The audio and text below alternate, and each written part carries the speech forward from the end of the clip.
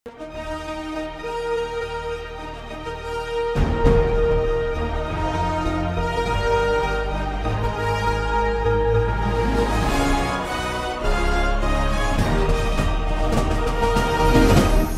பார்த்து கொண்டிருப்பது உங்கள் ஜாஷ்வா டிவி. சகல ஜனங்களுக்கும் நற்செய்தி.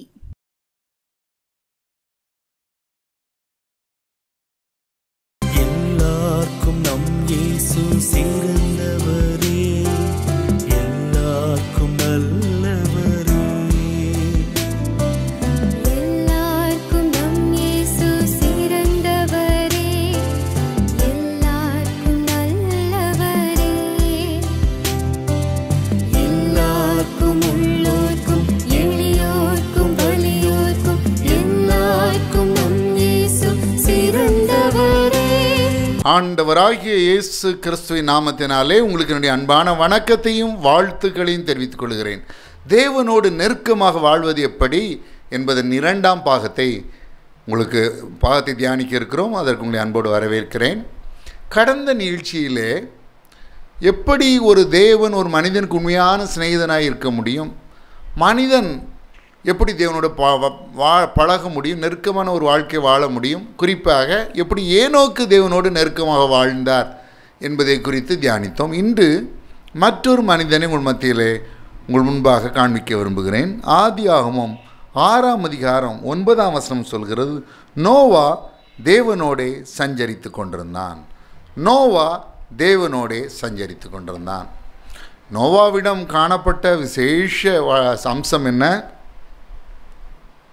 நோவா பற்றி வேதம் சொல்லும் பொழுது ஆதியாகமம் 6ஆம் அதிகாரம் 9ஆம் வசனத்திலே, நோவா தன் காலத்தில் இருந்தவர்களுக்குள்ளே நீதிமானும் உத்தமனுமாயிருந்தான். நோவா தன் காலத்தில் இருந்தவர்களுக்குள்ளே நீதிமானும் உத்தமனாக இருந்தான். அப்படின்னா எப்படி? நம்ம சுற்றி உள்ளவங்க எப்படி இருந்தாலும் பரவாயில்ல, அதை பற்றி நம்ம கவலைப்பட வேண்டிய அவசியம். நாம் எப்படி இருக்கணும்? நீதிமானாக இருக்கணும், உத்தமனாக இருக்கணும், நோவா மாதிரி. அப்படி இருந்தால் தேவன் நம்மோடு சஞ்சரிப்பார், நாமும் தேவனோடு சஞ்சரிக்க முடியும். சுற்றி உள்ளவர்கள் அக்கிரமக்காரர்கள் இருந்துட்டு போட்டோம், சுற்றி உள்ளவர்கள் பொய்யர்கள் இருந்துட்டு போட்டோம், சுற்றி உள்ளவர்கள் ஏமாற்றுக்காரர்கள் இருந்து போட்டோம், சுற்றி உள்ளவர்கள் துர்குணமான பொல்லாத மனிதர்கள் இருந்துட்டு போதும், நாம் நீதிமான உத்தமனாக இருப்போம். நம்ம சுற்றி உள்ளவங்க எப்படி இருந்தாலும் பரவாயில்ல. நோவா அப்படி இருந்தான். அதனால் நோவா தேவனோடு சஞ்சரித்து கொண்டிருந்தான். ஆதியாகமம் 6ஆம் அதிகாரம் 8ஆம் வசனம் சொல்கிறது, நோவாவுக்கோ கர்த்தருடைய கண்களில் கிருபை கிடைத்தது. நாம் நீதிமான உத்தமனுமாய் வாழ்ந்தோம் என்றால் கர்த்தருடைய கண்களிலே நமக்கு கிருபை கிடைக்கும். கிருபை என்றால் என்ன? தகுதியற்றவர்கள் கூட ஆண்டவர் காட்ட இரக்கம், தயை, ஆசீர்வாதம் தான் கிருபை.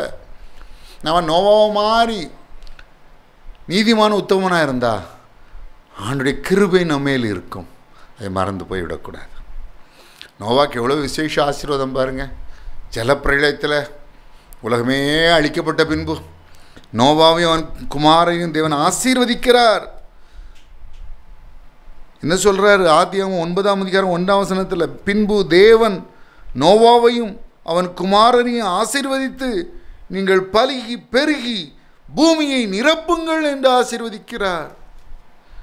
அன்பு சகோதரனே சகோதரியே, ஒருவேளை குழந்தை பாக்கியம் ஆசீர்வாதத்திற்கு காத்து நிற்கிறீர்களோ, நீங்கள் நீதிமானம் உத்தமனுமாய் வாழ்ந்தீர்கள் என்றால் தேவன் உங்களுக்கு புத்திர சந்தானத்தை அருளி செய்வார். இந்த நிகழ்ச்சி மூலமாக நான் தீர்க்க தரிசனமாகவே சொல்லுகிறேன். நீங்கள் நோவை போல நீதிமானம் உத்தமனுமாய் வாழ்ந்தீர்கள் என்றால் தேவன் உங்களுக்கு புத்திர சந்தானத்தை அருளி செய்வார். ஏனென்றால் நோவாவையும் அவன் குமாரருக்கும் கொடுத்த ஆசீர்வாதங்கள் பலுகி பெருகி பூமியை நிரப்புங்கள். அந்த பாக்கியத்தை உங்களுக்கும் கொடுப்பார், உங்கள் சந்ததிக்கு கொடுப்பார், உங்கள் பிள்ளைகளுக்கு கொடுப்பார். பலுகி பெருகி பூமியை நிரப்பும்படி கிருபை செய்வார்.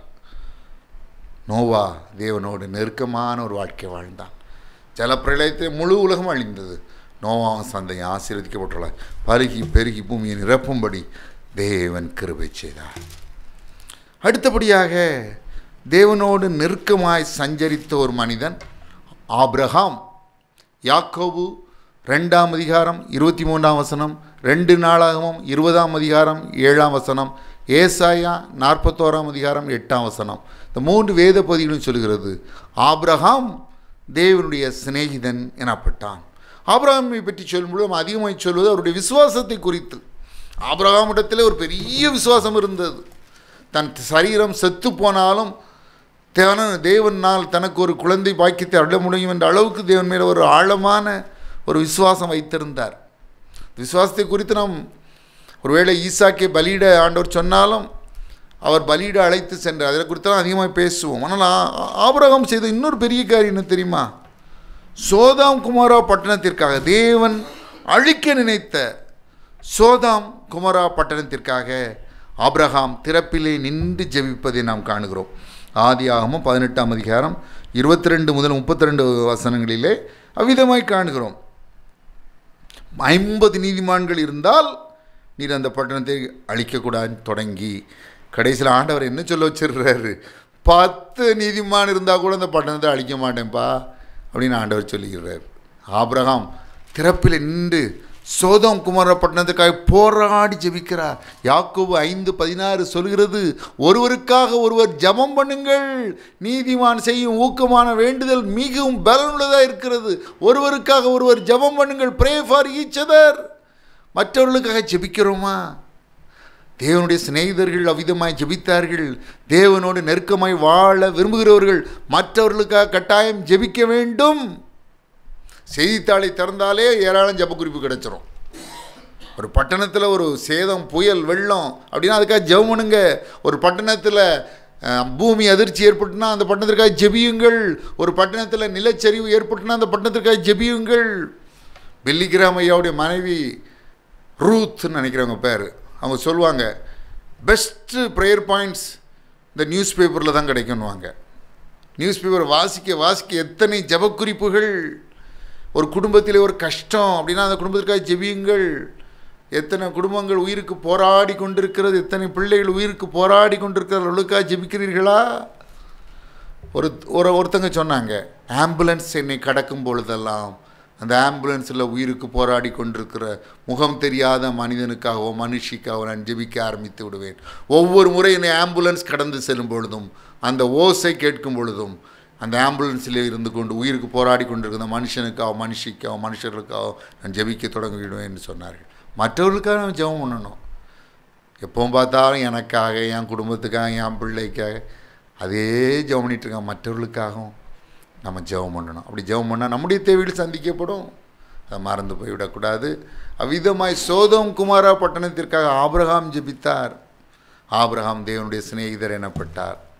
மூன்றாவதாக இந்த நாளிலே முதலாவது நாம் நோவாவை பற்றி பார்த்தோம். அதுக்கு முந்தின நாள் ஏனோக்கை பற்றி பார்த்தோம். இந்த மூன்றாவதாக ஆபிரகாமை பற்றி பார்த்தோம்.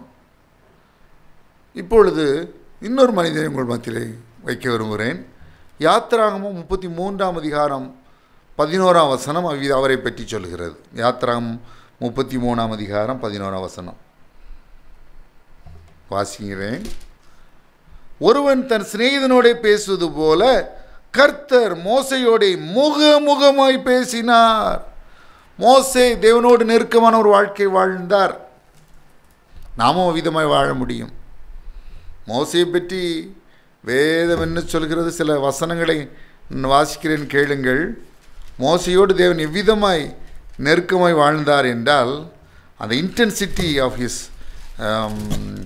Relationship with Moses, God's intense. அந்த காட் மோசஸோடு வைத்திருந்த ரிலேஷன்ஷிப் இன்டென்சிட்டி எப்படின்னா வேதம் சொல்லுகிறது. உபாகமும் 34ஆம் அதிகாரம் 10, 11, 12 மோசே எகிப்து தேசத்திலே பார்வோனுக்கும் அவனுடைய எல்லா ஊழியக்காரருக்கும் அவனுடைய தேசம் அனைத்திற்கும் செய்யும்படி கர்த்தர் அவனை அனுப்பி செய்வித்த சகல அடையாளங்களையும் அற்புதங்களையும் அவன் இஸ்ரவேலர் எல்லாருக்கும் பிரத்யட்சமாய் செய்த சகல வல்லமையான கிரியைகளையும் மகா பயங்கரமான செய்கைகளையும் பார்த்தால் கர்த்தரை முகமுமாய் அறிந்த மோசையை போல ஒரு தீர்க்கதரிசியும் இஸ்ரவேலில் அப்புறம் எழும்பினதில்லை என்று விளங்கும். அந்த அளவுக்கு ஆண்டவரோட நெருக்கமான ஒரு உறவு வைத்திருந்தார் மோசே. தொடர்ந்து இன்னும் ஒரு சில வசனங்களை நான் வாசிக்கிறேன். எண்ணாகமம் 7ஆம் அதிகாரம் 89ஆம் வசனம்.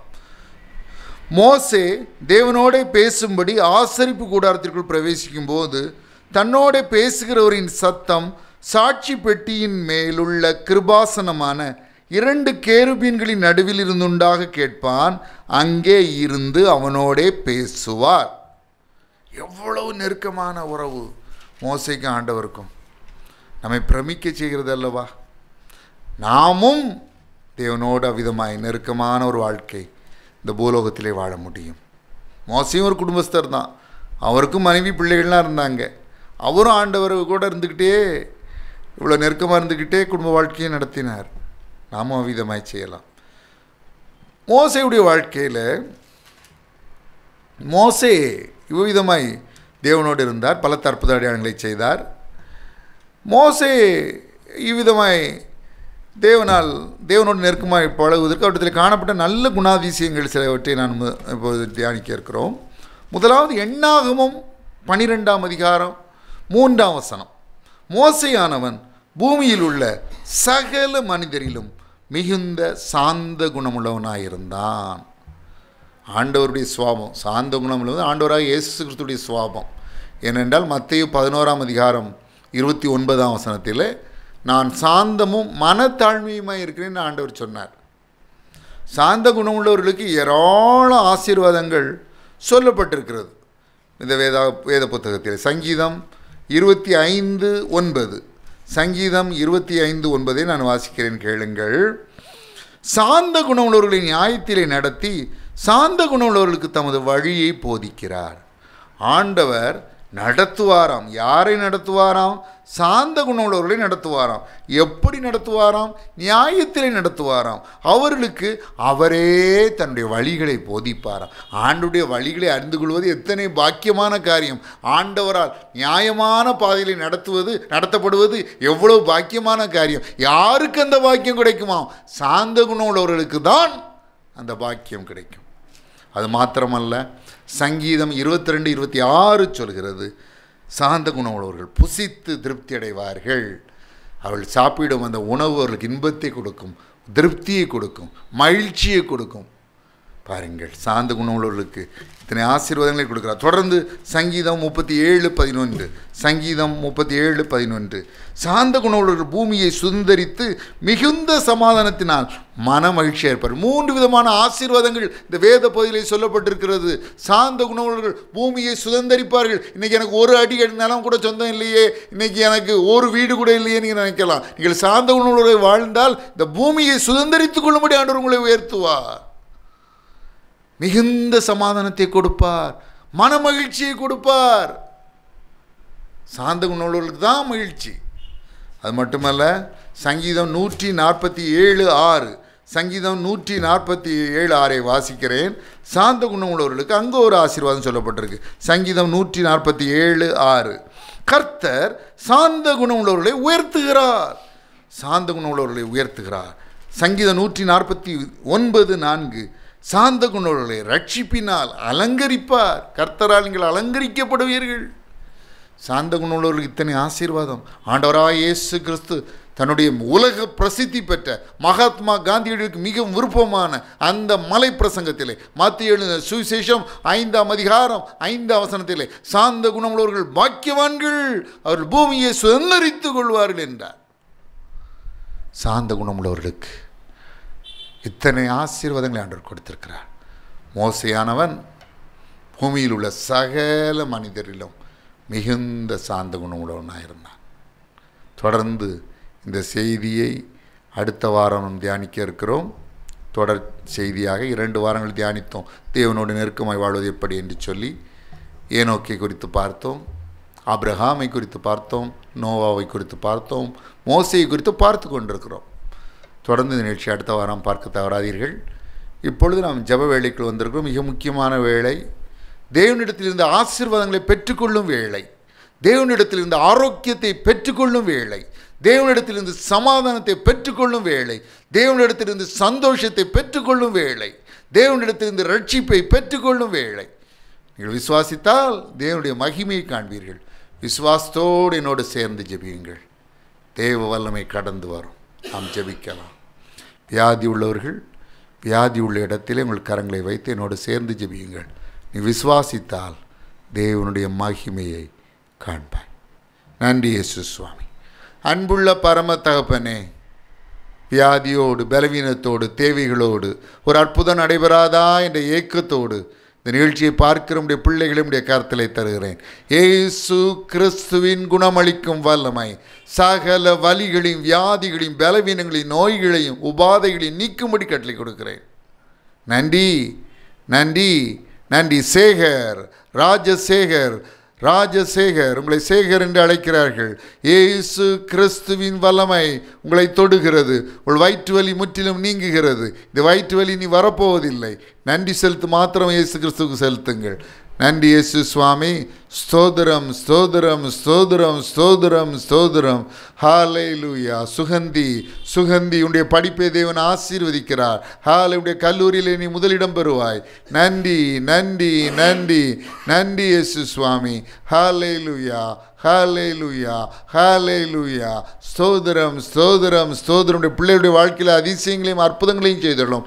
ஆராய்ந்து முடியாத பெரிய காரியங்களையும், எண்ணி முடியாத அதிசயங்களையும் செய்தரலும். அதிசயங்களை செய்கிற தேவ நீரே, ஜனங்களுக்குள்ளே உடைய வல்லமையை விளங்க பண்ணினீர். அன்பு மகள் மேட்சி, உடைய காதில் உள்ள பலவீனம் இயேசு கிறிஸ்துவின் வல்லமுள்ள நாமத்தினால் இப்பொழுதே நீங்குகிறது. உன் சுகத்தை பெற்றுக்கொள்வாயாக. அன்பு மகள் மேட்சி, உன் சுகத்தை பெற்றுக்கொள்வாய். உன் காதுகளில் உள்ள பலவீனம் இப்பொழுதே நீங்குகிறது. நன்றி இயேசு சுவாமி. நன்றி, நன்றி, நன்றி இயேசப்பா. நன்றி ராஜா. நன்றி, நன்றி, நன்றி. ஹல்லேலூயா, ஹல்லேலூயா, ஹல்லேலூயா, ஹல்லேலூயா. ரஞ்சன், ரஞ்சன், இயேசுவின் வல்லமை உங்களை தொடுகிறது. நன்றி, நன்றி மாத்திரம் இயேசு கிறிஸ்துவுக்கு செலுத்துங்கள். உங்கள் சுகத்தை பெற்றுக்கொள்வீர்களாக. நன்றி இயேசு சுவாமி. ஸ்தோத்திரம், ஸ்தோத்திரம், ஸ்தோத்திரம், ஸ்தோத்திரம், ஸ்தோத்திரம். ஹல்லேலூயா, ஹல்லேலூயா, ஹல்லேலூயா, ஹல்லேலூயா. அன்பு மகள் வித்யா, ஹல்லேலூயா. திருமணம் ஆசீர்வாதத்திற்கு நீண்ட நாட்கள் காத்திருந்து சோர்ந்து போயிருக்கிறாய். உனக்கு ஏற்று துணை ஆண்டவர் கொடுக்கிறார். உன் திருமணம் சீக்கிரத்திலே நடைபெறும். உன் குடும்ப வாழ்வை தேவன் ஆசீர்வதிக்கிறார். நன்றி மாத்திரம் அவருக்கு செலுத்து. அன்பு மகள் வித்யா, உனக்கு திருமண ஆசீர்வாதத்தை ஆண்டவர் ஏற்படுத்தி கொடுக்கிறார். நன்றி மாத்திரம் செலுத்து. நன்றி இயேசு சுவாமி. நன்றி ராஜா. நன்றி கர்த்தாவே. குழந்தை பாக்கியம் ஆசீர்வாதத்திற்கு காத்திருக்கிற பிள்ளைகளுடைய கருத்தலை தருகிறேன். நன்றி இயேசு சுவாமி. நன்றி, நன்றி, நன்றி, நன்றி இயேசு சுவாமி. நன்றி ராஜா. அல்லேலூயா, அல்லேலூயா. ஸ்தோத்திரம். ஹல்லேலூயா, ஹல்லேலூயா. நன்றி, நன்றி, நன்றி, நன்றி. அன்பு மகள் பார்வதி, ஆண்டவர் உனக்கு மனம் இறங்குகிறார். அன்பு மகள் பார்வதி, ஆண்டவர் உனக்கு மனம் இறங்குகிறார். உனக்கு குழந்தை செல்வத்தை அருளி செய்கிறார். நன்றி இயேசு சுவாமி. அன்பு மகள் பார்வதி, ஆண்டவர் உனக்கு மனம் இறங்குகிறார். உனக்கு குழந்தை செல்வத்தை அருளி செய்கிறார். நீ குழந்தை இல்லாமல் எவ்வளவோ நெருக்கப்பட்டாய். ஆண்டவர் உனக்கு மனம் இறங்குகிறார். இரக்கம் பெறாதவளுக்காக இறங்கினேன் என்று சொல்கிறார். இரக்கம் பெறாதவளுக்காக இறங்கினேன் என்று சொல்கிறார். ஆண்டவர் உனக்கு குழந்தை செல்வத்தை அருளி செய்கிறார். நன்றி மாத்திரம் செலுத்த அன்பு மகள் பார்வதி. நன்றி இயேசு சுவாமி. ஸ்தோத்திரம், ஸ்தோத்திரம், ஸ்தோத்திரம், ஸ்தோத்திரம். ஹல்லேலூயா. எத்தனையோ வாலிப தம்பிமார் காவல்துறையிலே வேலை கிடைக்க வேண்டும் என்ற ஆர்வத்தோடு ஜெபித்து கொண்டிருக்கிறார்களப்பா. அதற்காக முயற்சி கொடுத்து கொண்டிருக்கிறார்களப்பா. அதற்காக படித்து கொண்டிருக்கிறார்களப்பா. அதற்காக பயிற்சி செய்து கொண்டிருக்கிறார்களப்பா. அந்த வாலிப தம்பி தங்கைமாருடைய ஏக்கத்தை போக்கியறலும். காவல்துறையிலே அவர்களுக்கு பணியினை கொடுத்தரலும். நன்றி இயேசு சுவாமி. டிஎன்பிஎஸ்சி தேர்வுகளை எழுதியவர்கள், எழுத போகிறவர்கள், ஆயத்த மனிதர்களுக்காக விசேஷமாய் ஜெபிக்கிறேன். நீட் கோச்சிங் எடுக்கிற பிள்ளைகளை உடைய கருத்தலை தருகிறேன். ஹல்லேலூயா. மருத்துவம் படிக்க வேண்டும் என்ற ஆர்வத்தோடு நீட் தேர்வுக்காக 12th முடித்த பின்பு ஓராண்டு முழு பயிற்சி எடுத்துக்கொண்டிருக்கிற பிள்ளைகளுடைய கருத்திலே தருகிறேன். தமயந்தி, ஆண்டவர் உனக்கு மனம் இறங்குகிறார். அடுத்த ஆண்டு நீட் தேர்வு எழுதும் பொழுது நீ அதை கிளியர் பண்ணுவதை காண்பாய். ஆண்டவருக்கு நன்றி மாத்திரம் செலுத்து. நன்றி, நன்றி மாத்திரம் செலுத்து. அன்பு மகள் தமயந்தி, ஆண்டவர் இந்த நீட் தேர்வு கிளியர் பண்ண உனக்கு உதவி செய்கிறார். அடுத்த ஆண்டு நீ அதை கிளியர் செய்யும்போது ஆண்டவருக்கு நன்றி மாத்திரம் செலுத்து. ஹல்லேலூயா. ஸ்தோத்திரம், ஸ்தோத்திரம், ஸ்தோத்திரம் அப்பா. ஹல்லேலூயா, ஹல்லேலூயா, ஹல்லேலூயா, ஹல்லேலூயா. நன்றி, நன்றி, நன்றி. வெளிநாட்டு வேலைக்காய் முயற்சி செய்து கொண்டிருக்கிற வாலிப தம்பி தங்கைகள் உண்டல்லவா? வெளிநாட்டு வேலைக்காய் முயற்சி செய்து கொண்டிருக்கிற வாலிப தம்பதிகள் உண்டல்லவா? அவர்களுக்கு விசா கிடைக்கும்படி கிருபை செய்யும். அவர்களுக்கு விசா கிடைக்கும்படி கிருபை செய்யும். அவருடைய விசாவில் உள்ள ப்ராப்ளம்ஸை நீக்கிடலாம். அவர்களுக்கு விசாவில் உள்ள ப்ராப்ளம்ஸை நீக்கிடலாம். காலையில் நாளை தினத்திலே நடைபெற இன்டர்வியூக்காக ஆயத்தம் பண்ணி கொண்டிருக்கிற தம்பி, ஆண்டவர் உன்னை பலப்படுத்துகிறார். உனக்கு இருக்கிற இந்த பலத்தோടെ போ. இந்த இன்டர்வியூவில் கிளியர் ஆகி நீ விரும்புகிற வேலை கிடைப்பதை நீ காண்பாய். அப்பொழுது ஆண்டவருக்கு நன்றி செலுத்து. அவருக்கு நன்றி உள்ளவனாய் வாழு. அன்பு தம்பி, ஆண்டவர் உனக்கு அந்த வேலையை தருகிறார், பெற்றுக்கொள்வாயாக. நன்றி இயேசு சுவாமி, நன்றி ராஜா, நன்றி கர்த்தாவே, நன்றி தேவனே. ஹல்லேலூயா. சகல துதியையும் கனத்தையும் மகிமையும் வல்லமையும் ஒருவருக்கே செலுத்துகிறோம். இயேசு கிறிஸ்துவின் நாமத்தினாலே வேண்டிக் கொள்கிறோம் பிதாவே, ஆமேன். இதை பார்த்து கொண்டிருக்கிற, இதை கேட்டுக்கொண்டிருக்கிற அன்பு சகோதர சகோதரிகளே, நான் உங்களுக்காக ஜெபிக்க வேண்டுமானால் உங்கள் ஜெப குறிப்புகளை அனுப்பி வைங்கள். நான் உங்களுக்கு ஆண்டவரிடம் ஊக்கமாக ஜெபிப்பேன். ஆண்டவர் அநேகருடைய வாழ்க்கையிலே ஆசீர்வாதங்களை கொடுத்திருக்கிறார். அநேகரை பேர் சொல்லி அழைத்திருக்கிறார். அநேகருடைய வாழ்க்கையிலே அற்புதங்களை செய்திருக்கிறார். நீங்கள் தயங்காமல் எங்களுக்கு அதை தெரியப்படுத்துங்கள். என்னுடைய வாட்ஸ்அப் எண், என்னுடைய தொலைபேசி எண்ணெல்லாம் இங்கே கொடுக்குறோம். நீங்கள் தயங்காமல் அதை தெரியப்படுத்துங்கள். நாம் ஒன்று சேர்ந்து ஆண்டவரை துதித்து அவரை ஸ்தோத்தரித்து அவருக்கு நன்றி செலுத்தது ஏதுவாக அமையும். 10 தொழுநோயாளிகள் ஆண்டவரால் தொடப்பட்டார்கள், சுகமானார்கள். ஒருவர் மாத்திரம்தான் நன்றி செலுத்த வந்தார். அப்பொழுது ஆண்டவர் அவரை பார்த்து வேதனையோடு சொன்னார், சுத்தமானவர்கள் 10 பேர் அல்லவா, மற்ற 9 பேர் எங்கே என்று. அப்படி நம்மை பார்த்து ஆண்டவர் சொல்லிவிடக்கூடாது. ஆகவே தயங்காமல் தெரியப்படுத்துங்கள். நான் ஒன்று சேர்ந்து ஆண்டவரை துதிக்க ஏதுவாக அமையும். ஆண்டவராகிய இயேசு கிறிஸ்து தாமே உங்களை ஆசீர்வதிப்பாராக. May God bless you.